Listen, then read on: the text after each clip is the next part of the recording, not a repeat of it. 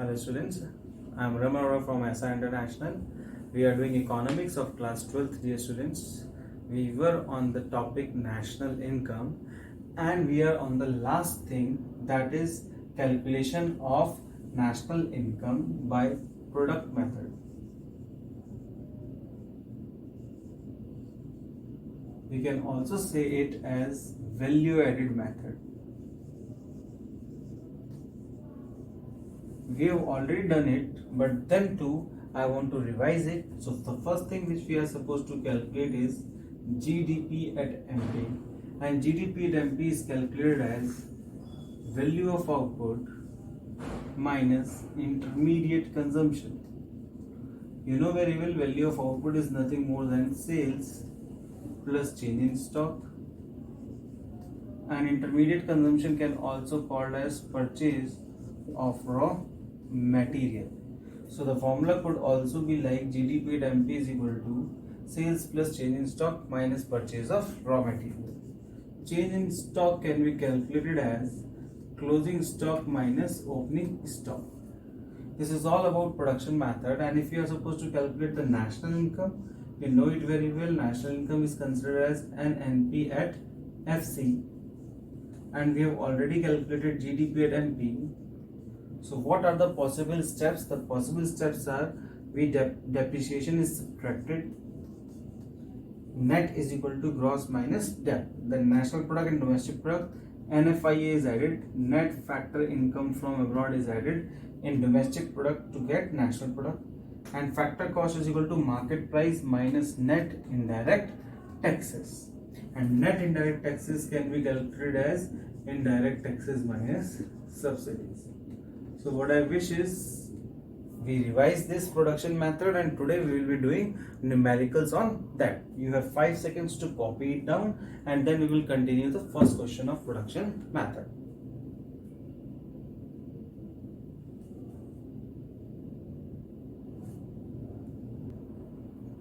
Starting with the first question, by product method in national income, they are asking to calculate net value added at factor cost. First of all, please remember net value added at factor cost and NDP at FC are one on the same thing. There is no difference between NV at FC and NDP at FC. So it means that they want to calculate us NDP at FC. So as it is a product method, you remember in the product method the first and the foremost thing we calculate is GDP at MP. Now my dear students, some of the concepts are given in very typical manner. So I am reading the components for you, and then I will explain also. The first component is durable use producer good with a lifespan of 10 years. They are saying durable use producer good with a lifespan of 10 years. Means they are giving you the life of machinery, that is 10 years, and the value is also given 10. If any machinery is having a value of 10 and the lifespan of 10, it means how much depreciation it is being charged per year.